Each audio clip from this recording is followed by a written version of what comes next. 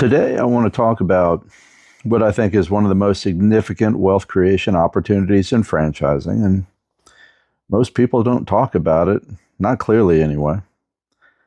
Not a new franchise category, not a trending brand, and not a territory play.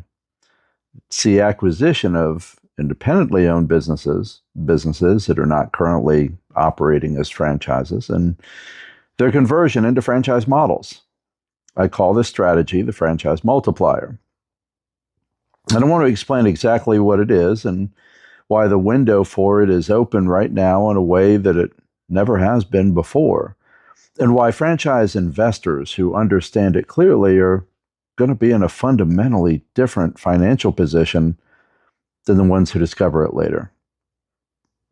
Let me start with the macro context, because the franchise multiplier doesn't exist in a vacuum. It is a direct product of one of four structural forces I've been talking about throughout this podcast and throughout The Last Employee, The Rise of Ownership. That's my book. 10,000 baby boomers retire every single day in the United States. 10,000 every day. They own 41% of all small businesses in America. Less than a third of those businesses have a succession plan, which means the overwhelming majority of them are going to go be sold or closed or transferred. And in most cases, the owner hasn't figured out what they're going to do with it yet. That represents $10 trillion in private business assets that need new owners right now over the next decade. I want you to sit with that for a moment. That's a heck of a number, $10 trillion of businesses waiting for you to take a look at them and potentially buy them. It's not a projection. It's not a forecast. It's documented, measurable, active transfer or closures that are underway right now and will continue for the next decade, regardless of what happens in the economy and politics or in any other macro variable. Most of the conversations in franchising right now are about which new franchise to buy. The franchise multiplier is something different. It's about identifying boomer-owned independent businesses that are coming available, businesses that are already operating, already cash flowing, already serving an established customer base, and converting them into franchise models that produce dramatically higher exit multiples than what the independent operator was going to receive. Let me define this precisely, because I think the concept is simpler than it sounds once you understand the mechanism. An independent business owner, let us say they're running a cleaning service or a landscaping business or a home repair business or even pet care. They've been building that business for 15 or 20 years. They're getting on in the years. They're a boomer, and they're approaching retirement. They have a business that is genuinely good for real customers, real cash flow, real value. But they don't have an exit plan. Either they don't have any kids or their kids don't want to run the family business. They want something sexier than pet care or repair business. The problem is that independent service business, when it's sold, tends to sell for very low multiples, maybe 2 or 3 times EBITDA. It's not uncommon. Sometimes even lower. The buyer is acquiring a business that depends heavily on the founder's relationship, the founder's reputation, the founder's daily presence. Maybe there's not even any system or any technology behind it. Maybe they don't have any strategic partners. Maybe there is no brand that lives beyond the founder. There is no replicatable process. The value walks out the door every night. Now, here's where the franchise multiplier comes in. A franchise owner, someone who already operates inside a proven system, already has the training infrastructure, already has the brand, already has the operational process, acquires that independent business in the same space that they're in and converts it to their franchise model. They integrate the customer base into their system. They almost immediately take the asset that was worth 2 to 3 times EBITDA as an independent operation, and now it's worth 4 to 6 times EBITDA, or even more, depending on the franchise system and the brand and how that franchisee operates. The EBITDA itself may improve through operational efficiency. The multiple improves because the asset's now systematic and replicatable. It's brand supported. Both happen simultaneously. That differential, the gap between what the independent business was worth before the conversion and what it's worth after, that right there is the franchise multiplier. I want to be specific about this and why the opportunity exists at a scale right now that it's never existed in my 30 years in franchising. 3 things are converging simultaneously. First, the volume of available businesses is unprecedented. 10,000 baby boomers retiring every single day means the supply of independent businesses coming available is at a historic high, and it will remain so for the next decade. There is no comparable period in American business history where this many owner-operated businesses needed new owners at the same time. Second, the available franchise infrastructure has never been better. There are franchise systems in virtually every category now. Home services, commercial services, personal services, skilled trades, health and wellness, education, technology, etc., etc., etc. Almost any type of independent business you can find has a complementary franchise business that provides the operational framework, the brand, and the training infrastructure to convert it. Third, most of the independent business owners who are exiting don't know this option exists. They're thinking about selling to a competitor, selling to a private equity roll-up, or simply closing. The idea that a franchise operator in their category might want to acquire their customer base and convert it at a price that's fair to both parties isn't even a conversation for most of them. They've not had that conversation. That informational asymmetry is the window, and windows close. Let me walk you through how this actually plays out in a real acquisition. You're a franchise owner in a home services category, and you've been operating for a few years. You've got a good handle on the business. You're looking to grow. You're running normal marketing and growing your team. You have a well-run franchise, consistent economics. But you're thinking about level 3, that multi-unit transition. The traditional path to level 3 is open another territory. Buy or negotiate a new territory from a franchisor, hire a team, build a customer base from scratch. And this can take 12 to 18 months before the second unit is generating meaningful cash flow. The franchise multiplier path is simply different. You identify an independent operator in your service category within your market area, and they've been operating for 5 or 10 or 12 or 15 years. And they have a couple hundred reoccurring customers. They have a crew of 6. Their owner is in their 60s and starting to think about what comes next. You approach them not as a competitor, but as an acquirer who can solve a problem that they haven't fully articulated yet. Of how do they get the value out of what they have, what they built, without just walking away from it. You whisper in their ear, I'm ready to acquire it if you're ready to sell, and if not now, I'll acquire it in the future. You Your offer is to acquire their customer base and integrate it into your franchise operation to bring their staff in and ensure that they have jobs to take care of what they've built.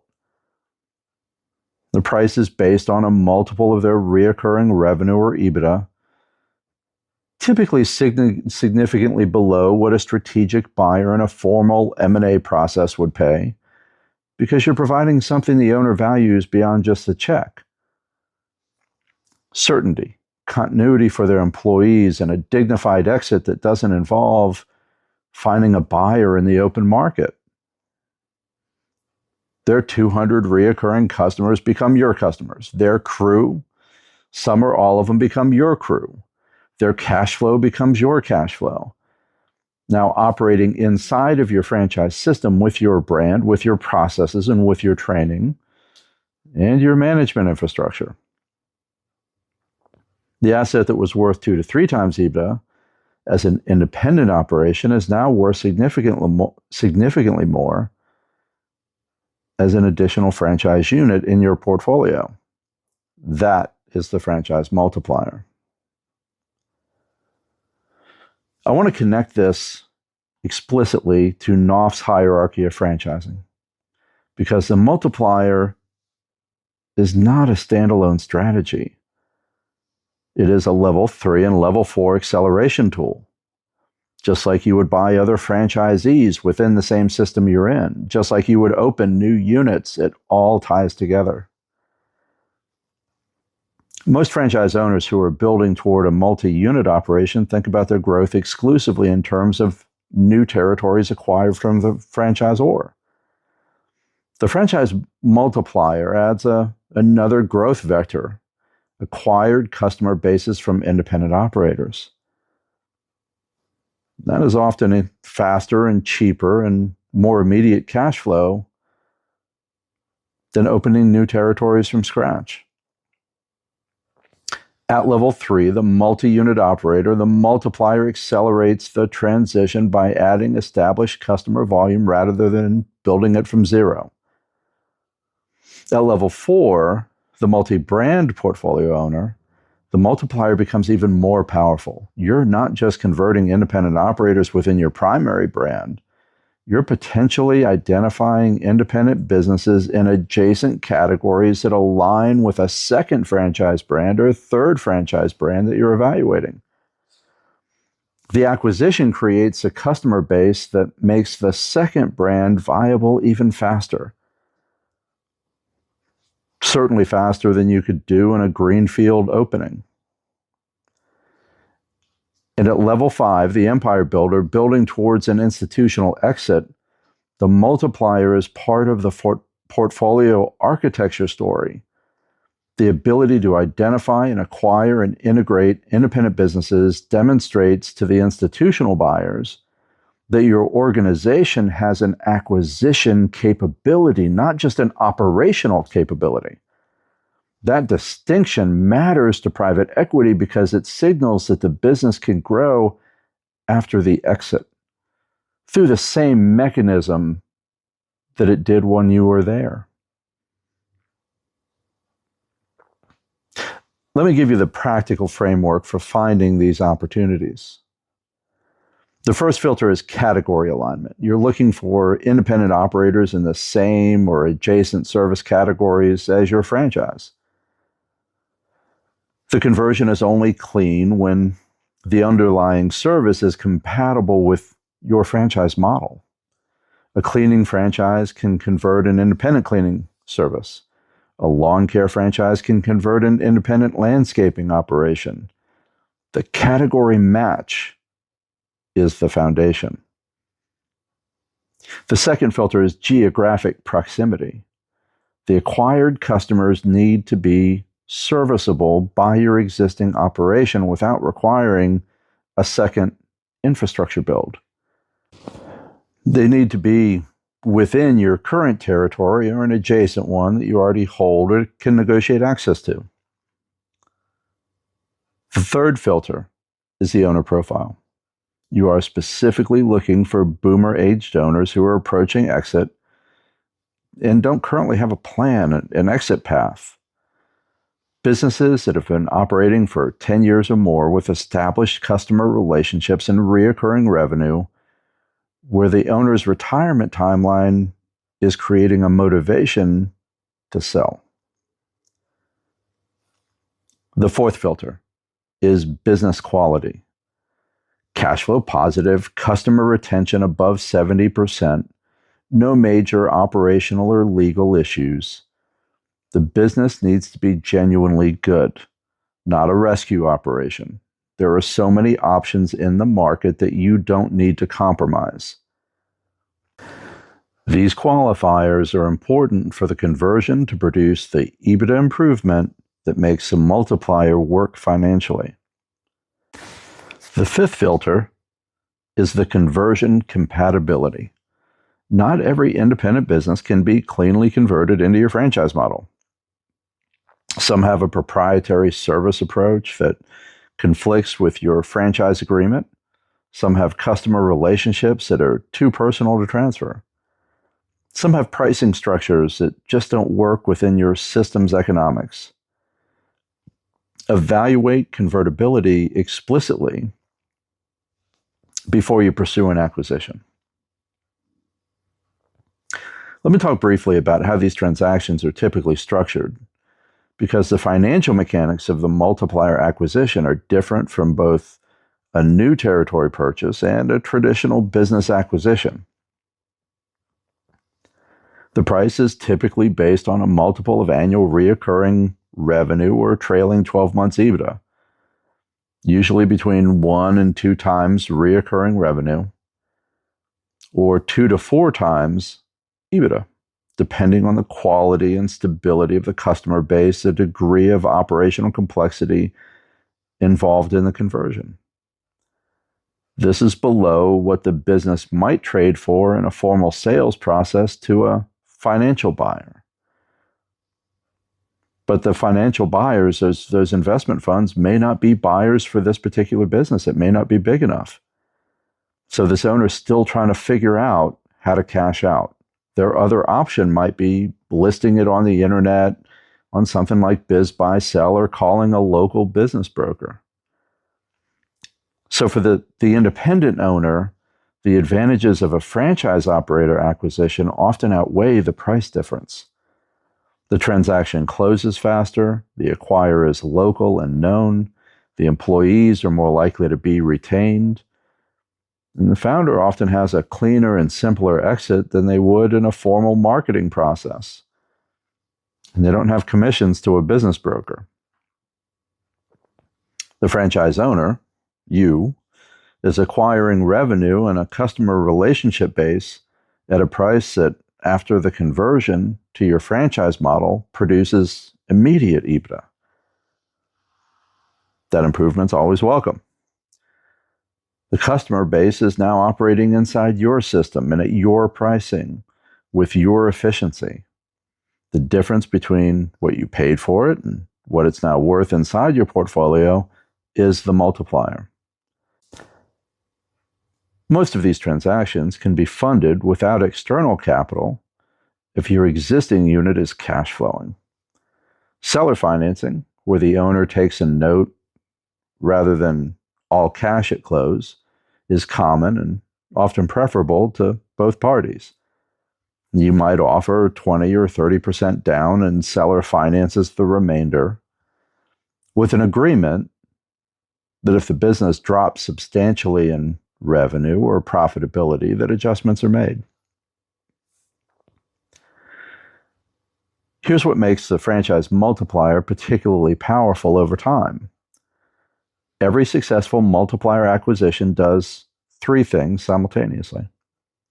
It adds customer revenue to your existing operation, often at a cost lower than marketing-generated customer acquisition. It adds EBITDA to your portfolio at a price that's far below what the EBITDA is worth inside your franchise system, creating immediate valuation growth. And it demonstrates to your franchisor and eventually to institutional buyers that your organization has an acquisition capability that you can identify and evaluate and acquire and integrate external businesses. That capability, documented and repeatable, is a premium asset in the eyes of any institutional buyer evaluating your portfolio at level 5. The franchisees who understand and execute the multiplier strategy consistently are the ones who arrive at institutional exit conversations within a portfolio that tells a more compelling story than a pure organic growth operator. Not just because they're bigger, but because they are more sophisticated. Let me close with something practical. If you're a franchise owner at level 2 or 3, multi-unit or multi-brand, here's how to start thinking about the franchise multiplier today. Go to your franchisor and ask them 2 questions. Does my franchise agreement allow me to acquire independent businesses in our space and convert them to franchise units? And if so, what is the process for getting approval for a specific acquisition? Most franchise agreements have provisions for this. Some require franchisor approval of the specific acquisition. Some have territory restrictions that affect which independent businesses are eligible. Understand the framework before you identify a specific target. Then take a look at your market. Who are the independent operators in your category? How long have they been operating? Who are the owners and at what stage of life are they in? This is not an aggressive intelligence gathering. It's market awareness. You may already know a lot of those answers. The operators who are going to be the multiplier opportunities in the next 2 to 3 years are already visible in your market today. And we all know the best businesses get sold when somebody whispers in the seller's ear, "Call me when you're ready to sell." They don't get listed on websites and they don't go to brokers. The boomer transfer is underway. The window is open right now. The franchisees who move on it with intention are the ones who will arrive at level 4 faster and with a stronger portfolio than the ones who grow exclusively through new territory acquisition. The franchise multiplier, the acquisition of independent boomer-owned businesses and their conversion into franchise units, capturing the EBITDA differential that the conversion creates. This is the most significant underreported opportunity in franchising right now. This is a pro move. The Last Employee, The Rise of Ownership, is on Amazon today. The complete framework is in the book. If you're at level 3 or level 4 and want to talk through what the multiplier looks like in your specific market, your specific category, reach out to me or go to myperfectfranchise.com. If you're already building towards an institutional exit and want the complete Orca playbook, visit me at orcazee.com. I'm George Knauf, franchise investment strategist, creator of Knauf's Hierarchy of Franchising, and founder of Orca Franchising. Look for my book, The Last Employee, on Amazon.com. This is the Franchise Snacks, Season 2, Episode 15. Let's go, folks.